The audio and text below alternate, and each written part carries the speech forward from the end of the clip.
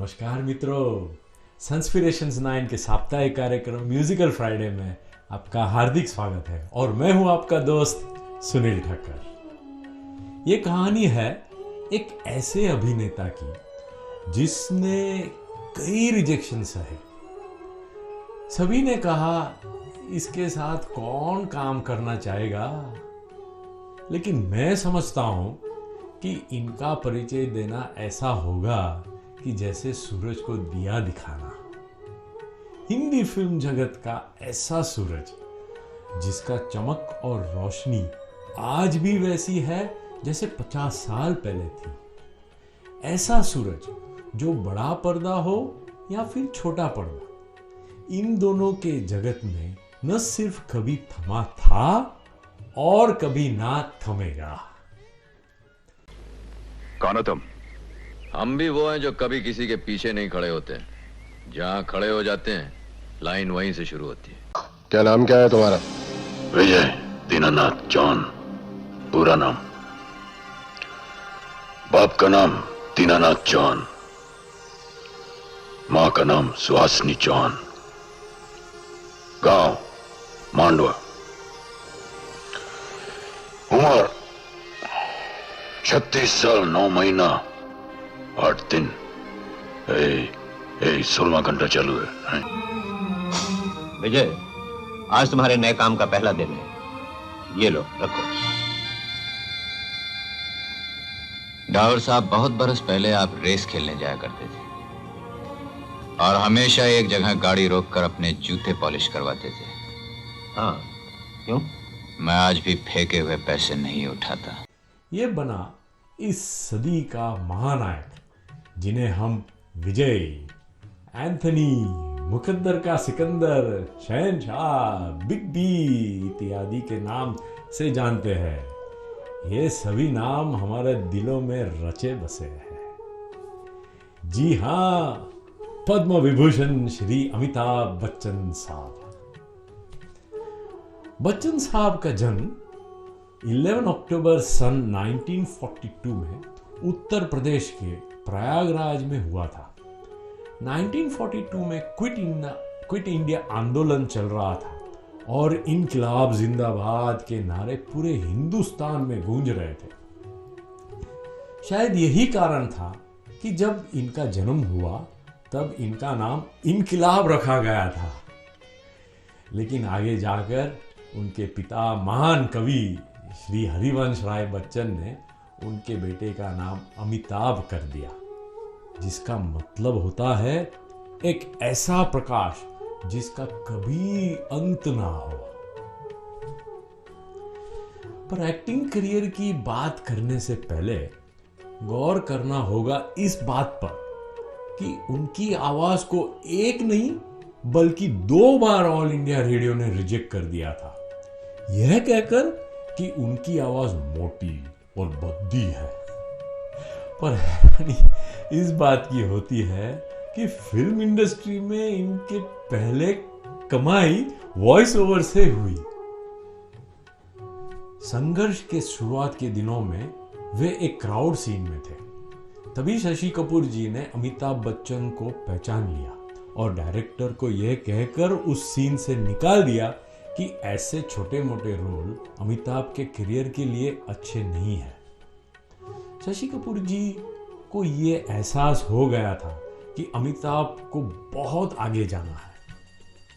आज भी अमिताभ बच्चन शशि कपूर के इस जेस्चर के शुक्रगुजार हैं।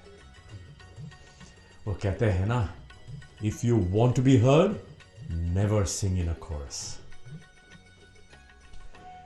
बड़े संघर्ष के बाद उन्होंने 1969 की फिल्म सात हिंदुस्तानी से अपने एक्टिंग करियर का सफर शुरू किया, लेकिन यह फिल्म चली नहीं। 1971 में ऋषिकेश मुखर्जी की फिल्म आनंद में उन्हें सुपरस्टार राजेश खन्ना के साथ काम करने का मौका मिला और तब जाकर अमिताभ ने अपने दमदार एक्टिंग को साबित किया। उन्हें इस फिल्म के लिए बेस्ट सपोर्टिंग एक्टर का अवार्ड दिया गया। उनकी असली कामयाबी 13 फिल्म के बाद 1973 की जंजीर से शुरू हुई। यहाँ से एक एंग्री यंग मैन पैदा हुआ। उसके बाद उन्होंने एक के बाद एक सुपरहिट फिल्म से दर्शकों का मनोरंजन करना शुरू किया। जंजीर की हिट के बाद उन्होंने अपनी ही को स्टार जया भादुरी से शादी कर ली। 26 जुलाई 1982 की रात करीब 2 बजे थे और तब उनके होटल रूम के फोन की घंटी बजी। स्मिता पाटिल ने कहा कि उन्हें एक भयानक सपने में अमिताभ को बहुत बीमार देखा। अगले दिन कूली फिल्म की शूटिंग के दौरान उन्हें एक एक्शन सीन में बहुत घातक चोट लग गई। इतने बुरी तरह घायल हुए थे कि उनकी जान भी जा सकती थी, लेकिन डॉक्टरों की कोशिश और उनके चाहने वालों की दुआ काम आई और इलाज सफल रहा। इनमें से मैं भी एक था जो हर रोज अपनी प्रार्थना में उनके जल्दी ठीक होने की दुआ मांग रहा था।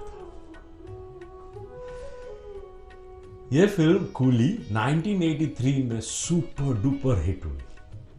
1988 में शहंशाह के बाद उन्हें बहुत सारी फिल्मों में निराशा मिली और उनका करियर खत्म सा लगने लगा। बाद में तो वह बहुत बुरे समय से गुजरे, लेकिन उन्होंने कभी हार नहीं मानी। उन्हीं की 2 पंक्तियां में पेश कर रहा हूं कि असफलता एक चुनौती है, इसे स्वीकार करो। असफलता एक चुनौती है, इसे स्वीकार करो। क्या कमी रह गई देखो और सुधार करो। जब तक न सफल हो नींद चैन को त्यागो तुम। जब तक न सफल हो नींद चैन को त्यागो तुम। संघर्ष का मैदान छोड़कर मत भागो तुम। कुछ किए बिना ही जय जयकार नहीं होती। कोशिश करने वालों की कभी हार नहीं होती। कोशिश करने वालों की कभी हार। लेकिन 2000 में आई मोहब्बतें फिल्म से उनके करियर को फिर एक नया जीवन मिला। बाद में चलकर उन्होंने टीवी की दुनिया में भी कई बुलंदियों को छुआ और उनके द्वारा होस्ट किए गए कौन बनेगा करोड़पति यानी केबीसी ने शो व्यूअरशिप के सारे रिकॉर्ड तोड़ डाले। This is a life lesson from this great man. Amitabh Bachchan ji हम सब के लिए एक आदर्श है। We wish this superstar of the millennium a very happy 81st birthday. देर न करते हुए गाने की ओर बढ़ते हैं। आज का गाना है 1979 की फिल्म मंजिल से। बोल लिखे हैं योगेश ने, संगीत दिया है आर.डी. बर्मन ने और गाया है किशोर दा ने। दोस्तों सब्सक्राइब जरूर कीजिए। मैं अगले हफ्ते आपके सामने फिर पेश होऊंगा ऐसे ही मजेदार किस्से और कहानियों के साथ।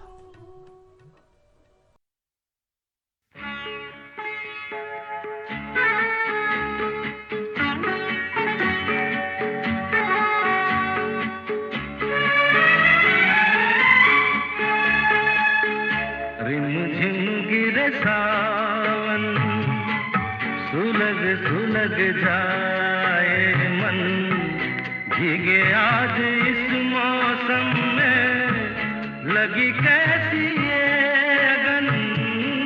रिम झिम गिरे सावन सुलग सुलग जाए मन, भीगे आज इस मौसम में लगी कैसी ये अगन।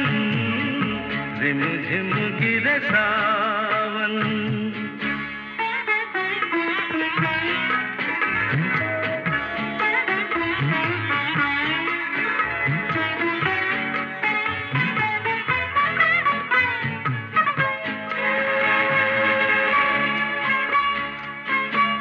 जब घुंघरुओं सी बजती है बूंदे, अरमां हमारे पल के नमूने, कैसे देखें सपने नयन, सुलग सुलग जाए मन, भीगे आज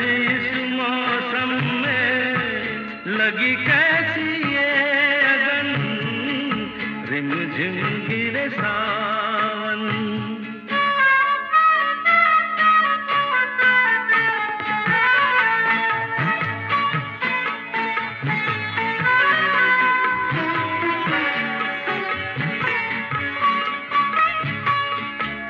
महफिल में कैसे कह दे किसी से, दिल बंध रहा है किस अजनबी से। महफिल में कैसे कह दे किसी से, दिल बंध रहा किस अजनबी से। हाय करे अब क्या जतन, सुलग सुलग जाए मन, भीगे आज इस मौसम में लगी कैसी ये अगन, रिम झिम गिरे सावन। सुलग सुलग जाए मन, भीगे आज इस मौसम में लगी कैसी ये अगन, रिम झिम गिरे सावन।